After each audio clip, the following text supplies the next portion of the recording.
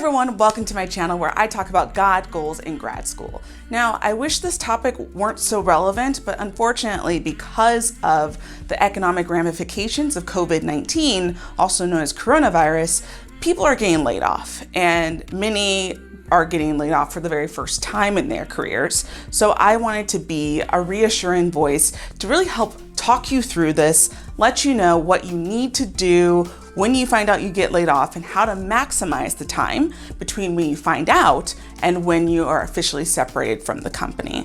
So if you haven't been laid off, that is great, but just to let you know, these are some things that you should be doing already so that you're ready for anything. I firmly believe that there's no such thing as a stable job, so it's just really important to just stay ready so you don't have to get ready. So the first thing to keep in mind is don't panic.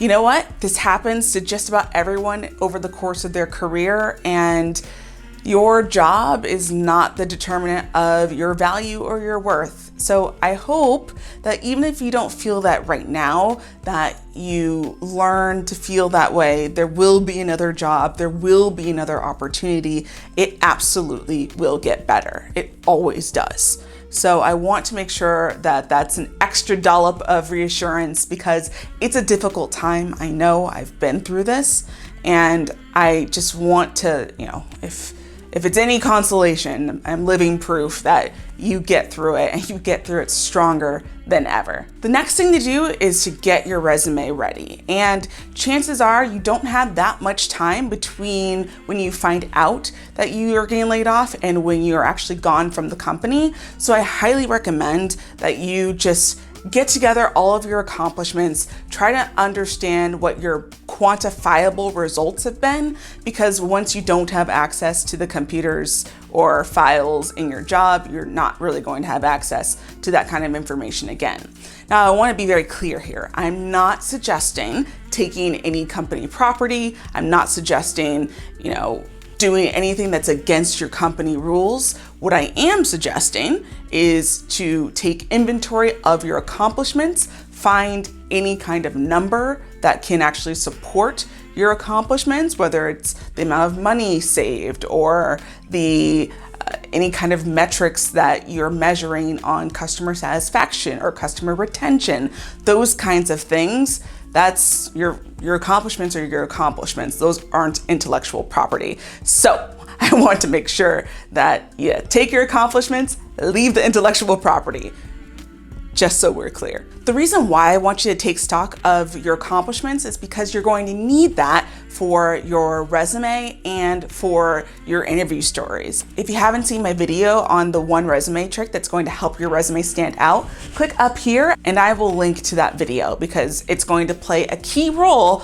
on what you need to do in order to get back on your feet and get your next job. The next thing I want you to keep in mind is your health. Obviously, health is at the top of everyone's minds right now. And if you happen to get laid off in the beginning of the month, most of the time, that means that your healthcare benefits are valid until the end of the month. So if you can, I know that things are tricky right now because of COVID-19, but even after COVID-19, there's going to be a window for you to take advantage of the employer subsidized healthcare that you have, and you only have until the end of the month. I recommend just getting an appointment if you can, just so that you can make sure that you are taking advantage of every last bit of the benefits that you do have. That said, you're not going to be left completely without insurance. There are options through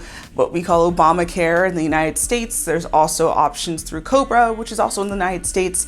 If you're in a different country and you're lucky enough to not have your health insurance tied to your employment, we're working on that.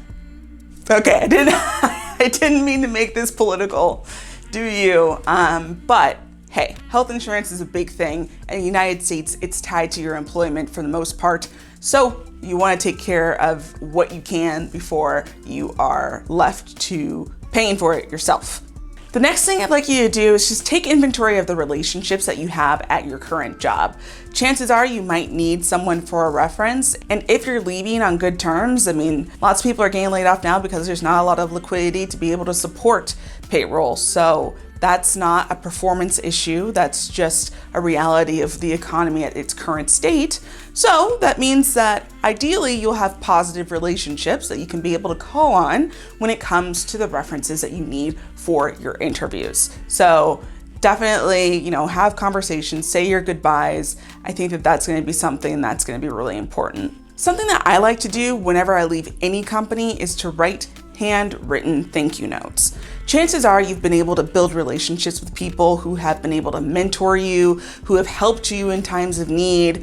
This is a time, even though it's a really rough time, it's still a time to show gratitude.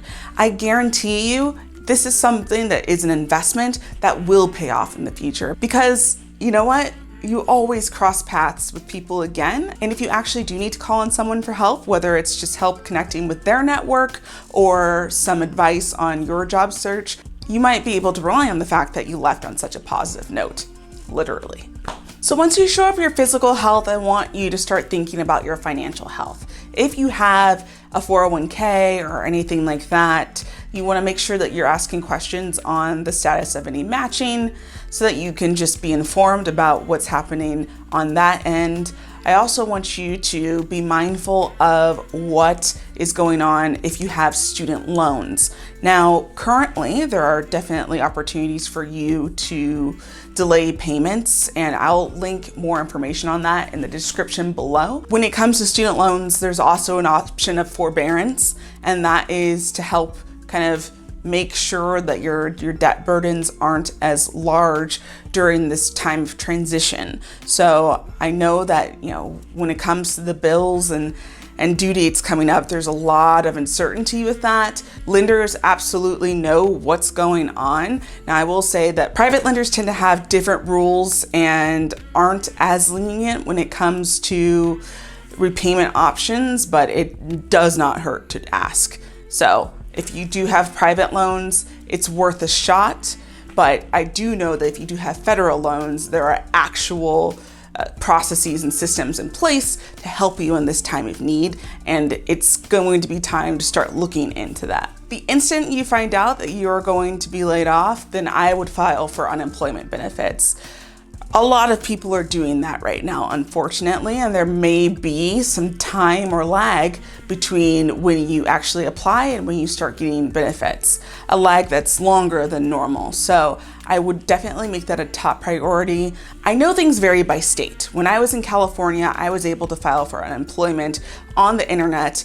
And what happened was they made an appointment for me to have my interview. They asked questions about the circumstances of why I needed unemployment benefits. It was super quick, super easy. And then I was able to get a debit card that they loaded the unemployment benefits on each month. So it can be a seamless process, but it can take a lot of time because, like I said, a lot of people are taking advantage of that at the moment because it's a crazy time. So those are some of the things that I want to be top of mind for you when it comes to navigating a layoff. There are so much more, and chances are I'm going to write more about that in my LinkedIn profile. Whenever I have career type content, I also write articles on LinkedIn. So if you haven't followed me on LinkedIn yet, I will also put the link on the description below. Like I said before, I just want to make sure that you know that this is going to be okay, and it's going to be something that you'll be able to navigate through and help someone else when they are in their time of need. If this video was helpful, please share it with a friend, please post it, and until next time, just keep going.